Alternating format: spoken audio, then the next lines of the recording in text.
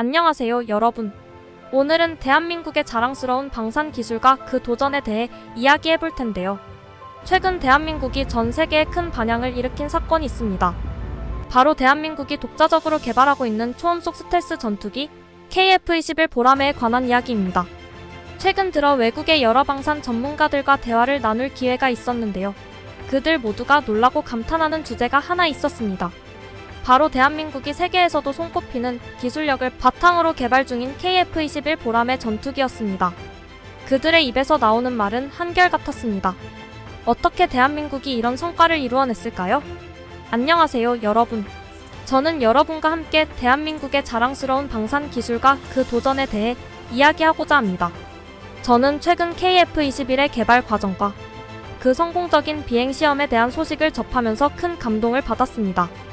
대한민국이 순수 자체 기술로 초음속 스텔스 전투기를 개발했다는 소식은 우리 국민 모두에게 큰 자부심을 주었죠.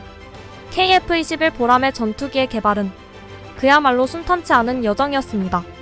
한국항공우주산업 KAI과 방위사업청은 2015년부터 본격적으로 KF-21 개발을 시작했는데요. 이는 한국이 4.5세대 전투기를 독자 개발하겠다는 강력한 의지를 표명한 것입니다.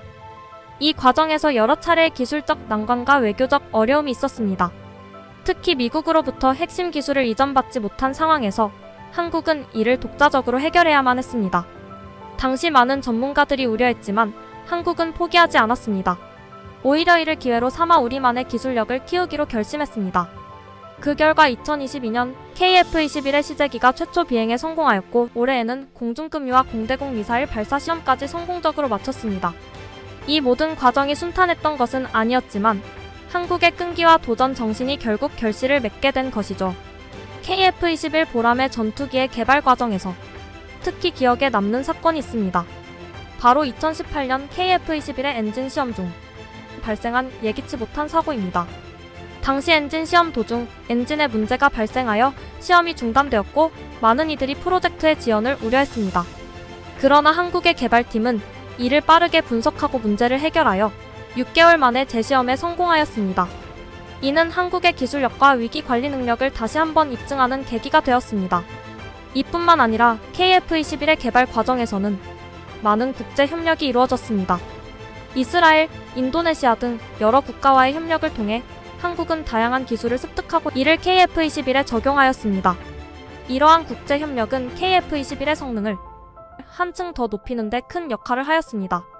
KF-21은 단순한 전투기를 넘어 한국 자주 국방을 상징하는 중요한 프로젝트입니다. 이를 통해 한국은 더 이상 외국에 의존하지 않고 자체적인 방위 능력을 갖추게 되었습니다. 또한 KF-21의 성공적인 개발은 한국 방산 산업의 미래를 밝게 비추는 중요한 이정표가 되었습니다. KF-21 보라매 전투기는 단순히 기술적인 성과를 넘어 한국의 자주 국방을 실현하는 데 중요한 역할을 했습니다. 하지만 개발 과정에서 또 다른 큰 위기가 있었습니다. 바로 소프트웨어 문제였습니다. 전투기의 소프트웨어는 그 복잡성과 중요성 때문에 개발 과정에서 큰 비중을 차지합니다. 2019년 KF-21의 소프트웨어 시스템에 심각한 버그가 발견되었습니다. 이로 인해 시스템이 불안정해졌고 이는 전투기의 성능에 큰 영향을 미칠 수 있는 문제였습니다.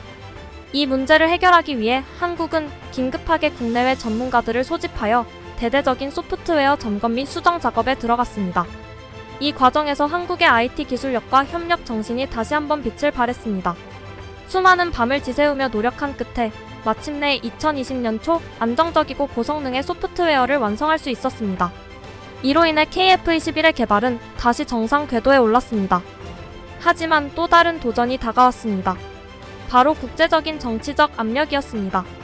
KF-21의 개발이 진전되면서 주변국들은 한국의 방산 기술력에 큰 관심을 보이기 시작했습니다.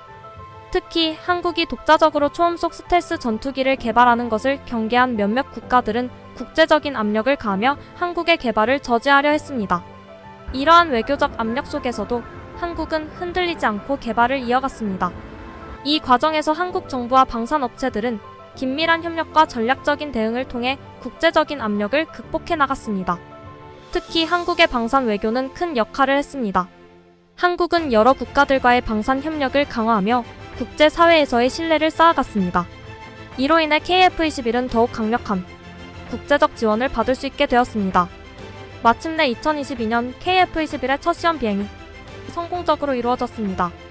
이 순간은 한국의 방산 역사에 길이 남을 중요한 순간이었습니다.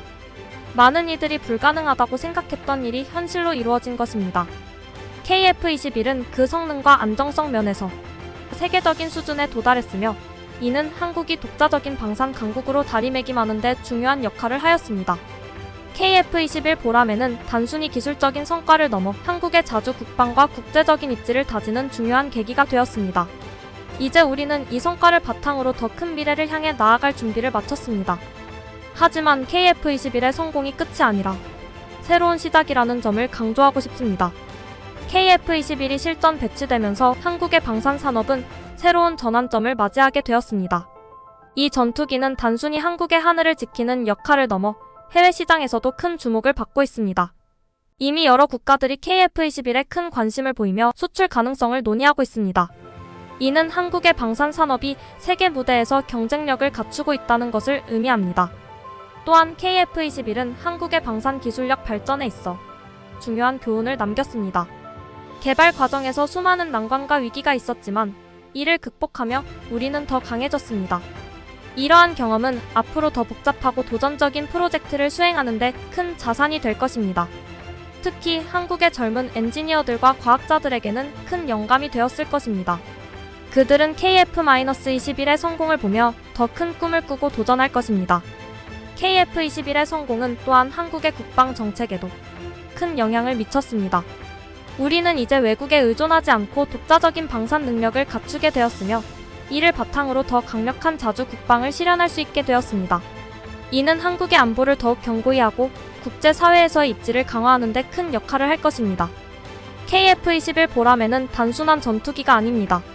이는 한국의 기술력과 도전 정신을 상징하는 대표적인 사례이며 우리 국민 모두에게 큰 자부심을 주는 존재입니다. 앞으로도 KF-21은 한국의 하늘을 넘어 세계 곳곳에서 그 위력을 발휘할 것입니다. 그리고 우리는 그 과정에서 더 많은 도전과 성취를 이룰 것입니다. 오늘의 이야기가 여러분에게 감동과 자부심을 주었기를 바랍니다. KF-21 보람의 성공은 우리 모두의 성공이며 앞으로도 우리는 더 큰 꿈을 향해 나아갈 것입니다. 감사합니다. 이 영상을 통해 KF-21의 개발 과정과 그 의미를 다시 한번 되새겨보셨다면 좋아요와 구독, 알림 설정까지 부탁드려요. 앞으로도 더 많은 흥미로운 이야기로 찾아뵙겠습니다. 다음 영상에서 만나요.